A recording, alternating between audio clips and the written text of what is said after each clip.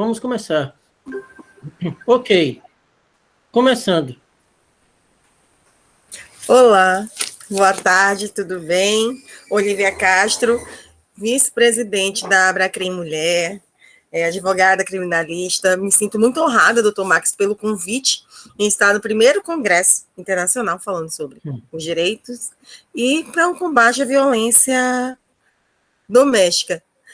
Prazer, doutora Maria Eduarda, doutora Fernanda Baldanza, satisfação em dividir o painel com vossas excelências.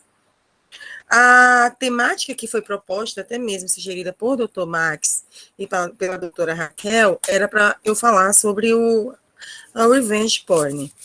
Todos nós sabemos que, na atualidade, o que acontece com a facilidade de transmissão de informações de dados, a evolução da internet, muitos casais, eles acabam trocando conteúdo, eles trocam mensagem, fotos, vídeos de cunhos sexuais.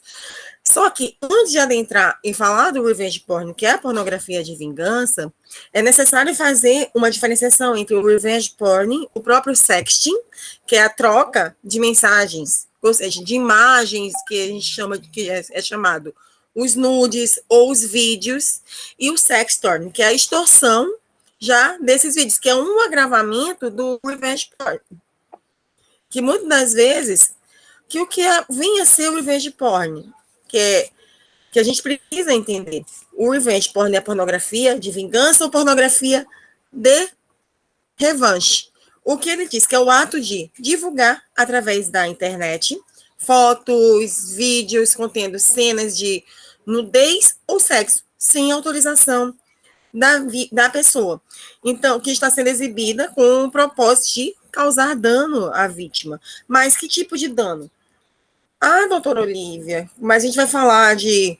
Você está me dizendo que o revenge porn, ele vai ter um cunho e ele é como se fosse uma... A gente pode dizer que é uma ramificação de uma violência doméstica.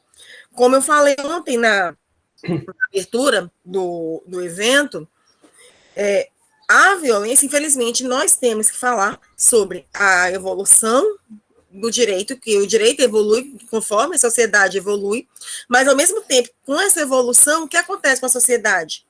Ela evolui para o bem e para o mal. E nessa evolução, a violência doméstica ela vai engrandecendo e ela vai tornando um corpo que a gente perde as redes assim. Eu não vou parar nunca, não vamos parar nunca de falar de violência doméstica? Não.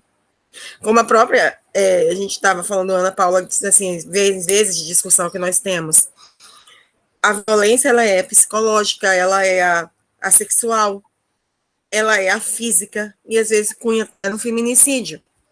Dentro da pornografia de vingança, o dano da vítima, que nós podemos trazer, que é o que acontece, às vezes são os casais, ou marido e esposa, ou companheira e companheiro, namorado e namorada, noiva e noivo, casais de homossexuais, pode acontecer o revenge porn também, né, doutora Maria Eduarda?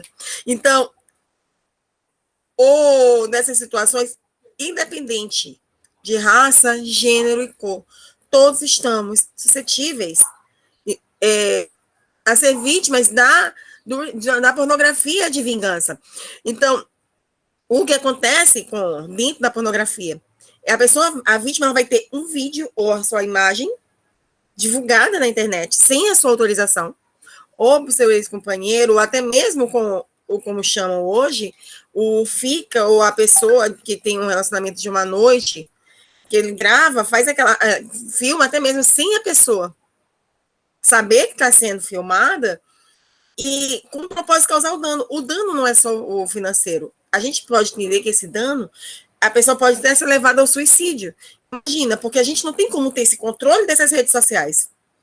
Não tem como controlar.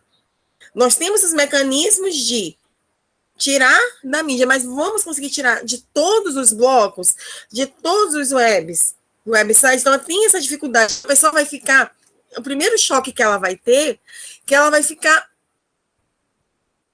tímida, ela vai ter... Pode causar uma depressão. E dessa depressão causar a morte, ela pode ser extorquida. A gente tem que entender isso dentro da pornografia, com o assunto que eu estou trazendo, tentar evitar e trabalhar com o combate. Dentro da própria violência doméstica, o combate à pornografia de vingança.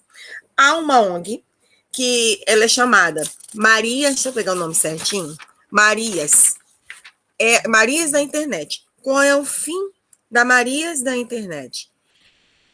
Ela é especializada em crimes virtuais, que realiza trabalho voluntário para auxiliar as vítimas da pornografia de vingança. Ela foi uma das primeiras brasileiras que nós tivemos a ganhar no judiciário, a Maria, um processo contra um ex-parceiro. Isso foi em 2015. Mas a gente está falando que a pornografia de vingança ela não é de agora. Não sei se vocês lembram da lei Carolina Dickmann, que ela teve que levar o notebook dela para manutenção e ela teve as suas fotos vazadas naquela época. Ali, nós podemos entender, Olivia, ali a gente teve um caso de pornografia de vingança? Sim, no começo. E a legislação que nós temos, ela é até, como eu posso dizer, ela passeia,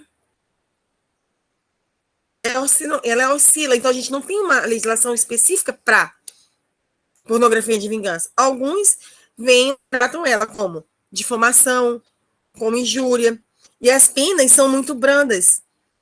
Então, eu entendo que, se nós trabalharmos dessa forma, para tentar aprimorar, até mesmo a lei 13.718 de 2018, que ela foi editada em 24 de setembro de 2018, onde no artigo 218A, que ela tipificou como causa de aumento de pena o crime de divulgação de cena de sexo ou nudez, sem consentimento da vítima, ela agravou de reclusão de 1 a 5 anos, se o fato não constituir crime mais grave.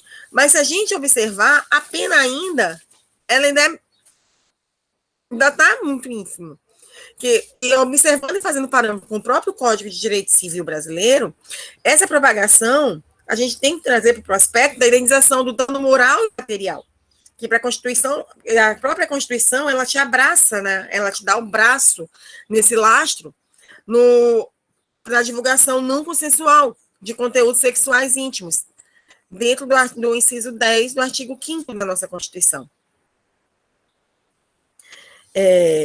Infelizmente, é triste dizer isso, mas nós não temos uma solução eficaz para o revenge porn, apenas levar principalmente para as escolas, falar para as meninas, para os meninos sobre a pornografia de vingança, falar sobre a violência doméstica, para tentar evitar que há ainda a propagação, pelo menos esse aumento das vítimas da pornografia de vingança. Max, muito obrigada. Minha fala foi mais ou menos só para explanar o que é o revenge porn, um pequeno aparato. Gostaria de passar a fala para a doutora Fernanda Baldanza. Seja muito bem-vinda ao nosso evento, doutora Fernanda.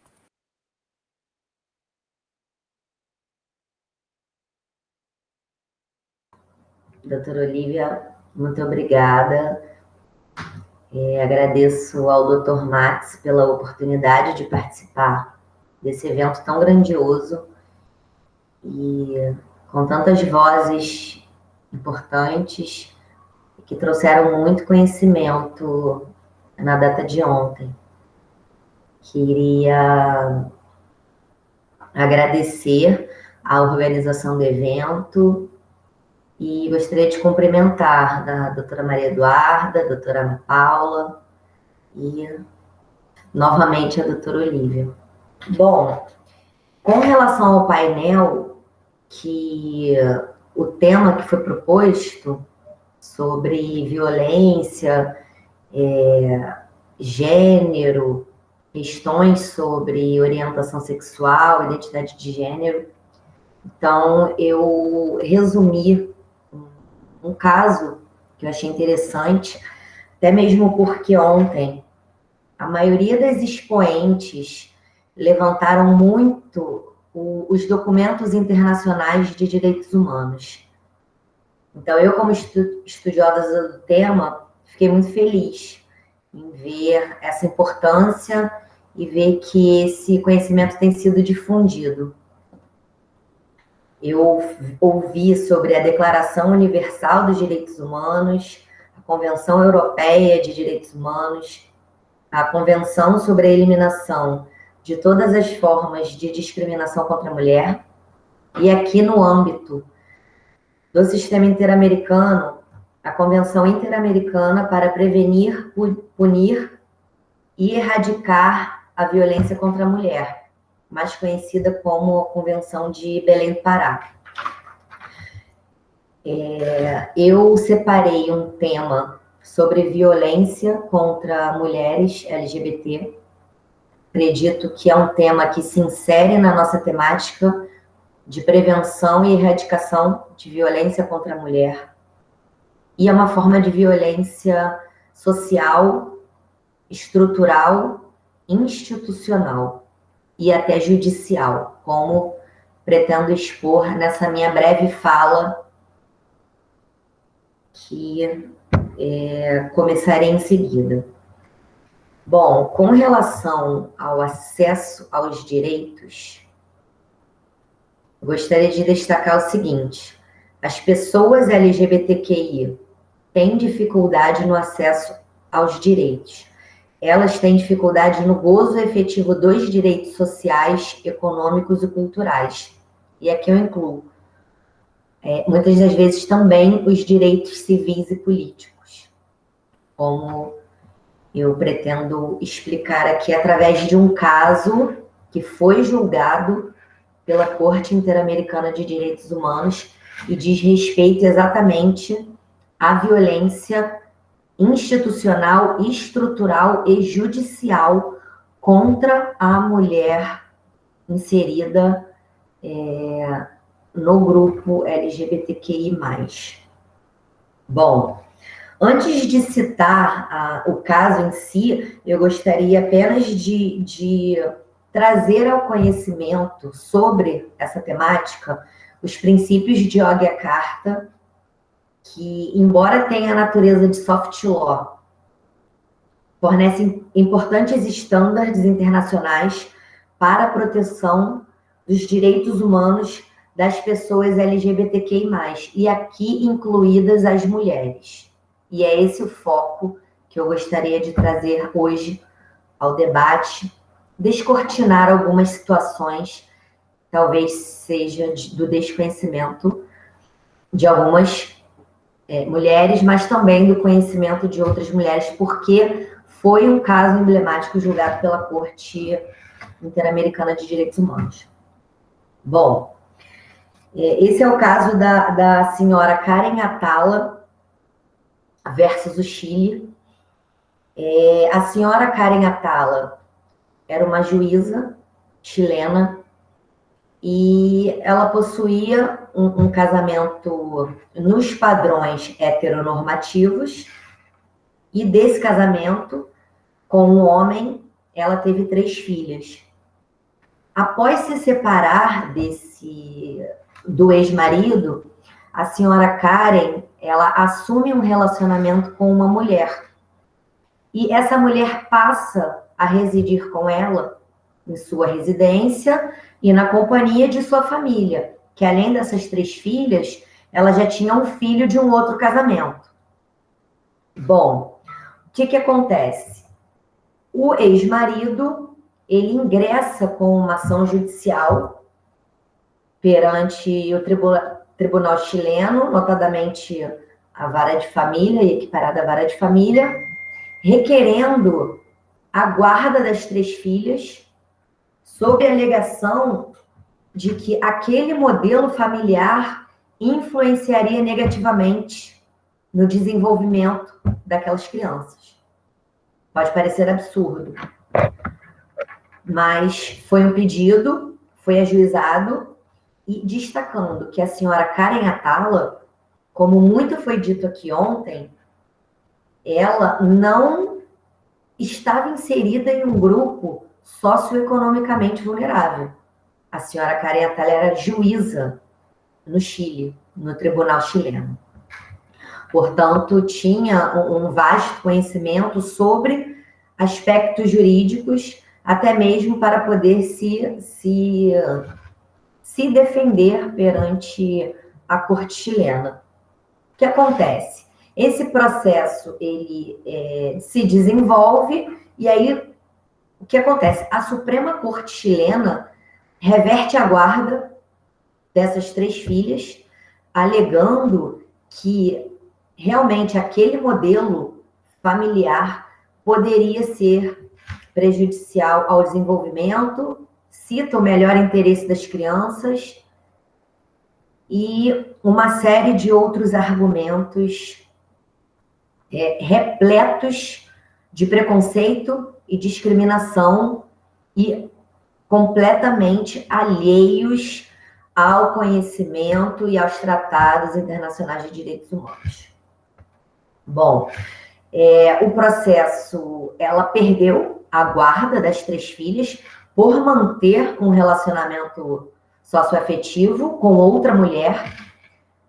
No meu ponto de vista, e no ponto de vista da Corte Interamericana, ela é violada em seus direitos humanos quando o tribunal, a Suprema Corte chilena, retira dela a guarda das filhas sob esse argumento de que esse modelo familiar, na concepção da Suprema Corte chilena, seria um modelo que, de certa forma, prejudicaria o desenvolvimento daquelas 3 meninas. A senhora Karen Atala, ela vai à Comissão Interamericana de Direitos Humanos e a Corte Interamericana julga esse caso. O que a Corte Interamericana decidiu? Que, primeiramente, o interesse superior da criança não pode servir para reproduzir um estigma social. Segundo, a violação da vida privada pelos processos de investigação, inclusive nos locais de trabalho da mãe, também violaram a intimidade e a vida privada, que são protegidos pela Convenção Americana de Direitos Humanos. Fazendo um breve parênteses, a juíza, ela foi vítima de um processo disciplinar pelo tribunal. Reviraram a vida privada dela simplesmente por ela ter tornado público esse relacionamento que ela assumiu com outra mulher. Bom, a Corte Interamericana determinou a indenização por danos materiais e morais e também determinou assistência médica e psicológica às vítimas de discriminação.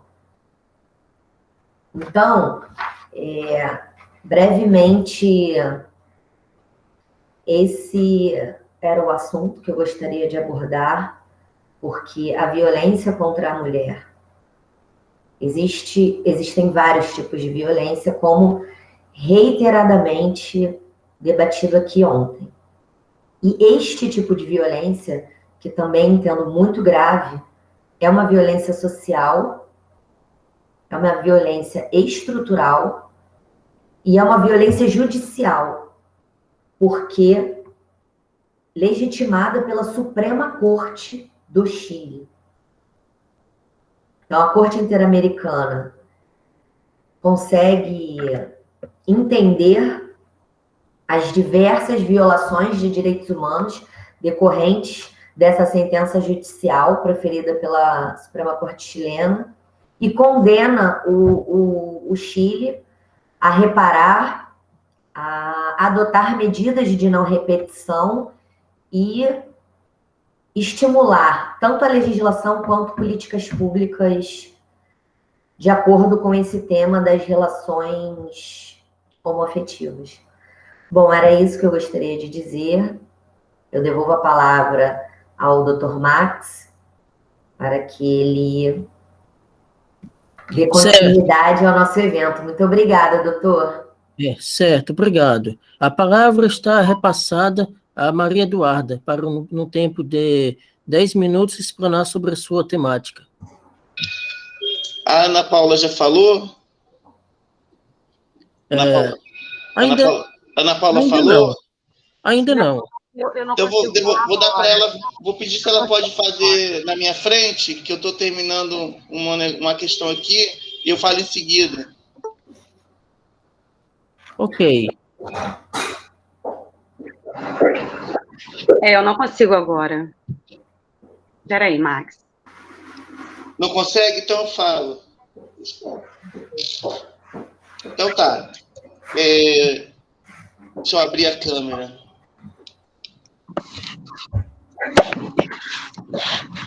É porque eu estava preparada ontem, porque hoje é dia que faço atendimento de pessoas aqui onde eu trabalho, mas eu vou falar rapidamente. Na verdade, eu agradeço o convite, né, que foi feito, e o que me cabe falar em 10 minutos seria sobre a questão da violência que envolve as mulheres trans, né? Então, eu vou falar no panorama do Brasil. A nível de Brasil, nós não temos políticas públicas efetivas de combate à violência da população trans, uma vez que o Legislativo do Brasil nunca aprovou uma lei protetiva à população LGBT e se nega a constar nos projetos de lei e em qualquer normativo a expressão identidade de gênero. Inclusive, a palavra gênero foi abolido do calendário escolar brasileiro, porque os nossos parlamentares entendem que gênero é uma ideologia comunista que vai transformar as crianças em homossexuais. Então, não se fala sobre combate à misoginia, não se fala sobre respeito à identificação de gênero, nem respeito à sexualidade, nem respeito às pessoas. E esses são assuntos que são proibidos de serem tratados, né? Em que pese que o judiciário brasileiro entenda inconstitucional esse tipo de proibição e as ações acabam sendo declaradas inconstitucional, chega a ser assim uma batalha muito complicada, porque o movimento social vai lá, entra com as ações e consegue derrubar. Eles vão e fazem outra inconstitucionalidade, outra violação de direitos humanos. Então fica aquela coisa meio de gato e rato, eles vão violando a legislação e a gente vai tentando consertar via judiciário. Não é à toa que hoje o judiciário brasileiro ele está sendo extremamente atacado.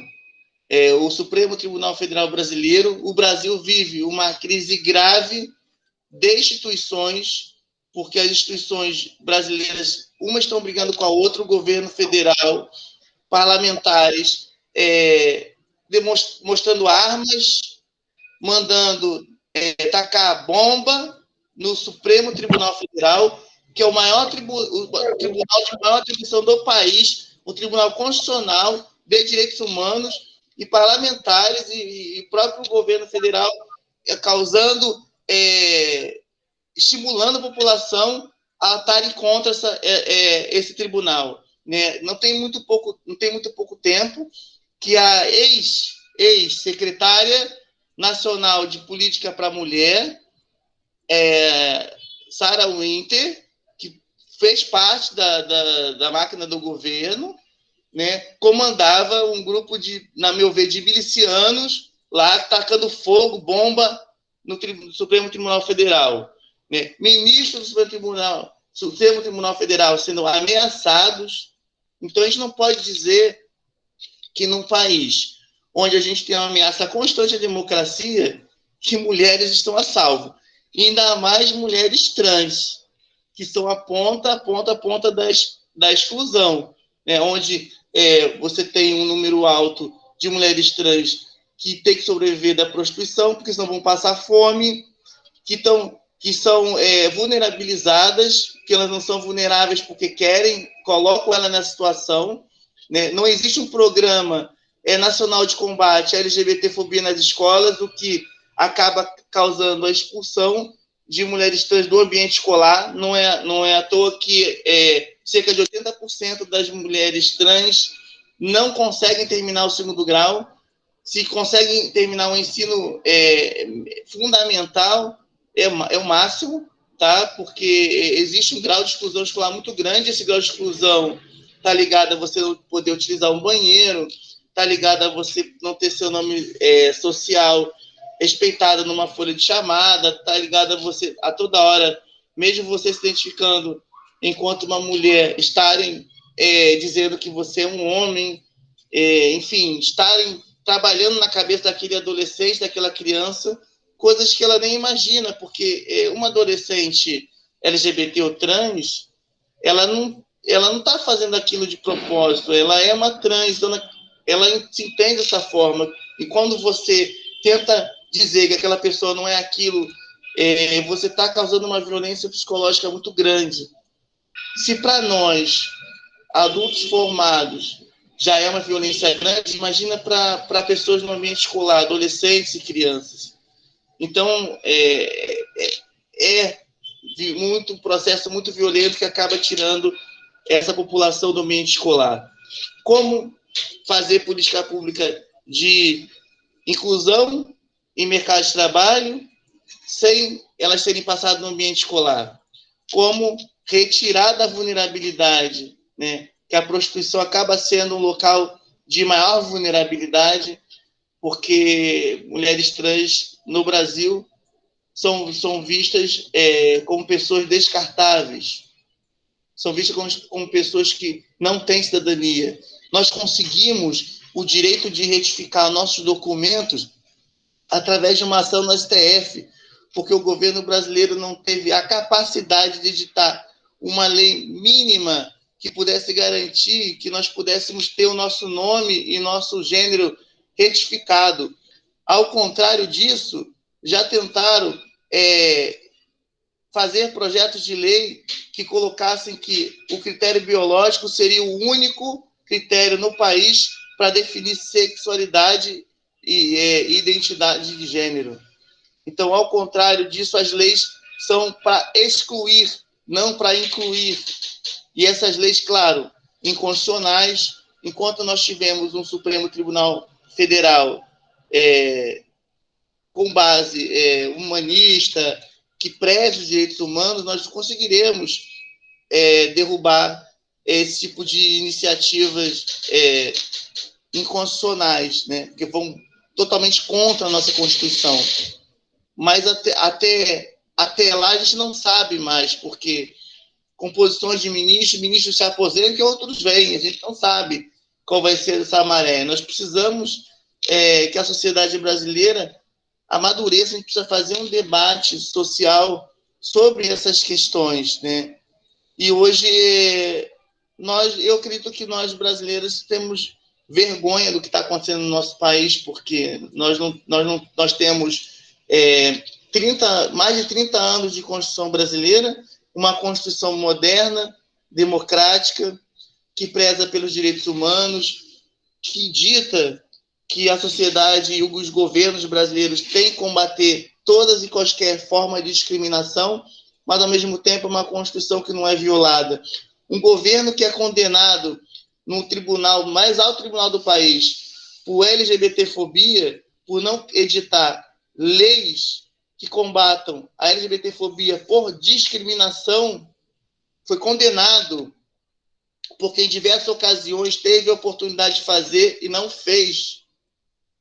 É vergonhoso viver num país assim. E não é à toa que as mulheres transexuais se sentem inseguras de viver no nosso país. Porque ontem mesmo uma foi esfaqueada e eu recebi a fotografia.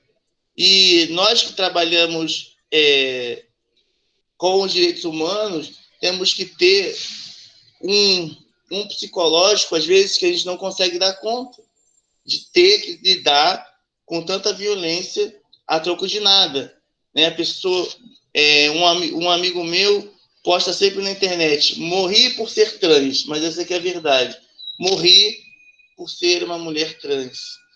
Então, assim, a nossa luta e o nosso objetivo é que isso um dia acabe, né?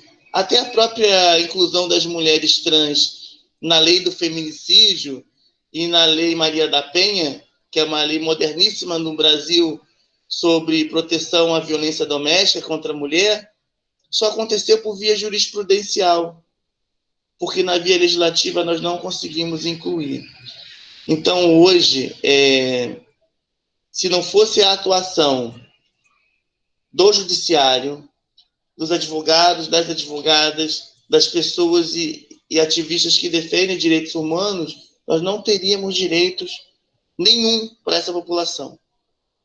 Porque o poder público não nos garante esse direito, nem edita nenhum tipo de dossiê. O último dossiê no Rio de Janeiro que tem foi em 2018. Nós estamos em 2021. Nós não temos um mapeamento de violência contra mulheres trans. E eu vou deixar a Ana Paula falar sobre mulheres lésbicas, porque também, se você for adentrar com mulheres lésbicas, também a questão é pior ainda. A exclusão também acontece. Para mulheres, né, no geral. As mulheres, no geral, sofrem violência. Uma mulher cis, quando vai na delegacia, muitas das vezes ela é convencida a não registrar a ocorrência para poder ir embora, porque aquilo vai dar muito trabalho para o policial e depois ela vai desistir. Então, assim, precisamos urgentemente de encontros e debates como esse, e vamos precisar, sim, talvez no futuro, tá em contato com a Comissão Interamericana de Direitos Humanos para poder estar achando soluções para essa crise que a gente vive hoje no nosso país, sem nenhum tipo de legislação que proteja as nossas vidas, que concedam direitos, que possam nos incluir de fato dentro da sociedade. Eu passei dos 10 minutos, queria agradecer a participação, agradecer por vocês terem me ouvido e espero que eu tenha conseguido passar um pouquinho da situação do Brasil.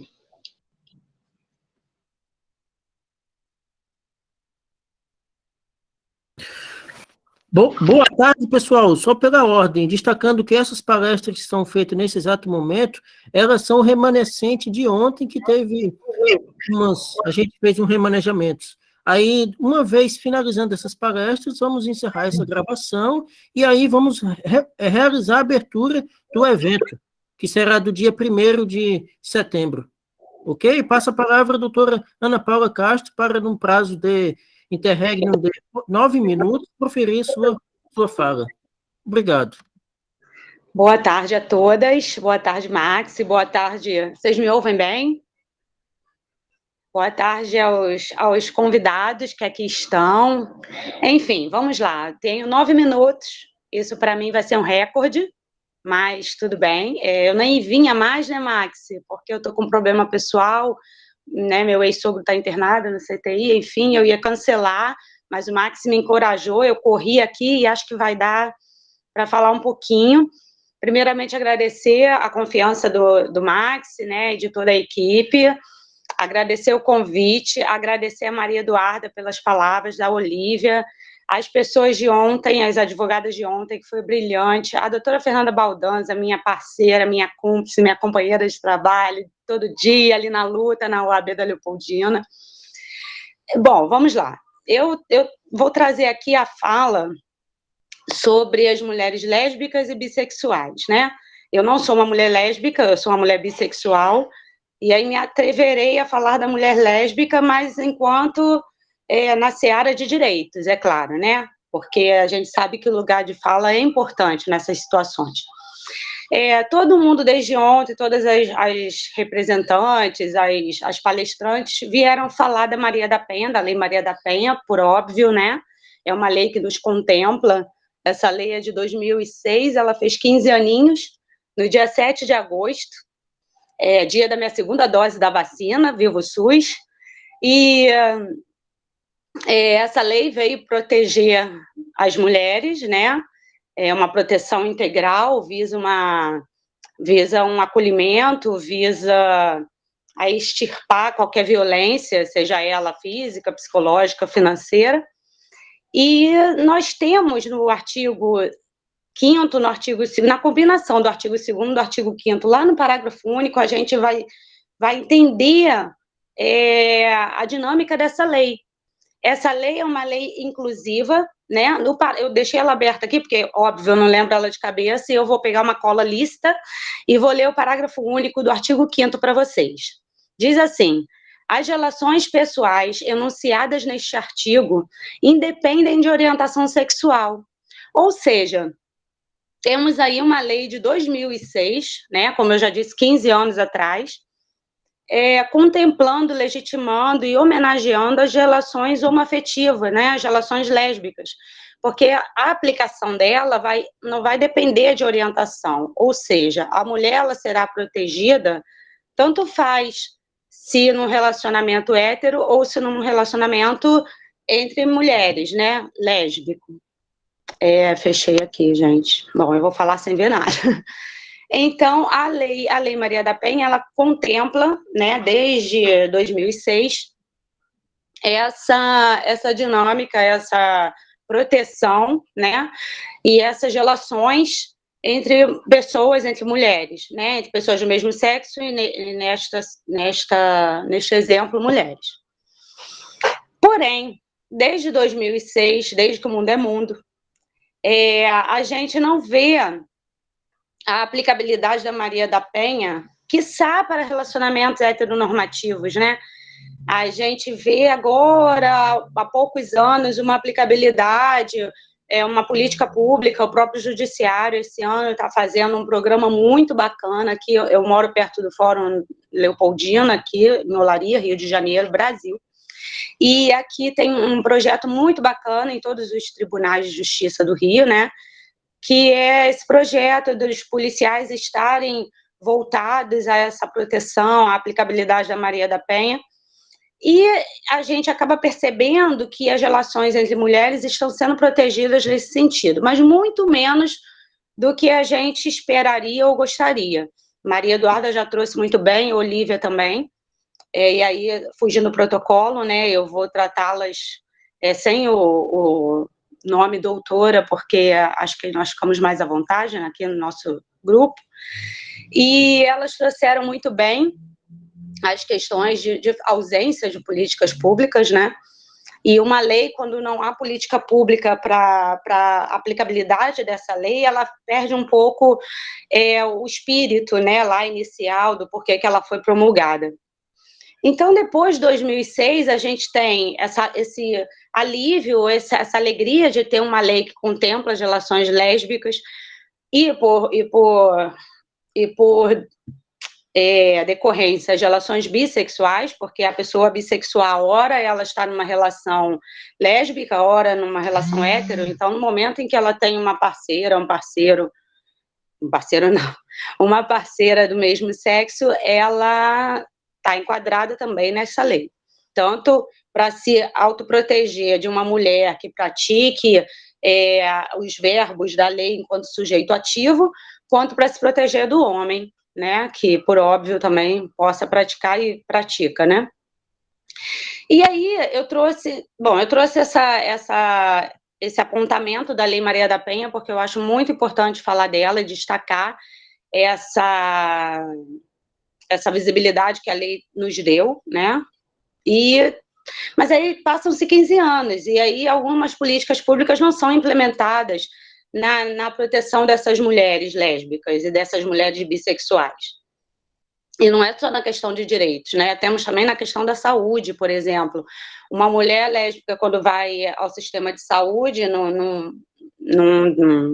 numa consulta ginecológica, ela é perguntada se ela usa preservativo e se dói a penetração, e aí é muito constrangedor para a mulher, né? Porque ela é uma lésbica e não há penetração, né? Para algumas. Então, tudo é muito complexo para mulher lésbica e bissexual. Bom, eu já estou estourando um pouco meu tempo, então eu vou falar de uma coisa muito importante que eu deixei para o final, que é o projeto de lei Luana Barbosa. É um PL de 25 de junho desse ano, de autoria da nossa deputada estadual do PSOL, aqui do Rio de Janeiro, a Mônica Francisco, uma brilhante deputada, e ela tem esse PL, né, que está para ser votado, ainda não foi, na ALERJ, na Assembleia Legislativa do Estado do Rio de Janeiro, esse PL é muito importante para as mulheres lésbicas, porque ele é baseado no dossiê, e acho que a Maria Eduarda falou em dossiê, realmente os dossiês, eles não estão sendo efetivados, principalmente em pandemia. Então, esse dossiê foi feito entre 2014 e 2017, é o dossiê do lesbocídio. Esse PL visa diminuir, né, o lesbocídio, conscientizar e fazer aplicar todas as medidas necessárias para que diminua esse lesbocídio que só cresce no nosso estado, no nosso país e quiçá no mundo, né? Bom, assim eu vou me despedindo, foi só uma breve contribuição, porque o Max já me chamou aqui, já me mostrou uma placa, já estou estourada. E, de novo, quero agradecer, muito obrigada pela troca. Ontem o dia foi sensacional, hoje eu sou suspeita a falar, porque eu tenho mulheres aqui que eu admiro demais. E é isso, muito obrigada e boa tarde a todos. Gente, boa tarde a todos. Eu fiquei sabendo do adiantamento agora há pouco, desculpa, está entrando só agora.